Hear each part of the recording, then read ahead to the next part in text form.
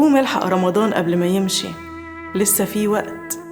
العبرة بالخواتيم والنهايات مش بالبدايات. خايب وخسران اللي يفوت عليه رمضان وما يغفرش ليه كل ذنوبه. ده كلام حبيبنا النبي مش كلامي.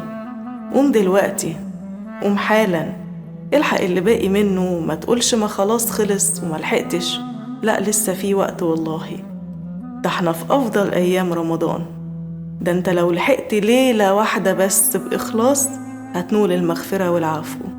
قوم واطلب من ربنا العفو والمغفرة والعتق من النار، وانهيها بتوبة جميلة تصلح ليك حالك في الدنيا والآخرة. قوم دلوقتي عشان ما تبقاش خسران، عشان مع آخر ليلة تكتب من الفائزين برمضان مش من الخائبين. وخليك فاكر آخر ليلة دي بيعتق فيها لوحدها عدد العتق طول الشهر. قوم ويا رب تكتب من العتقاء من النار ومن الفائزين برمضان.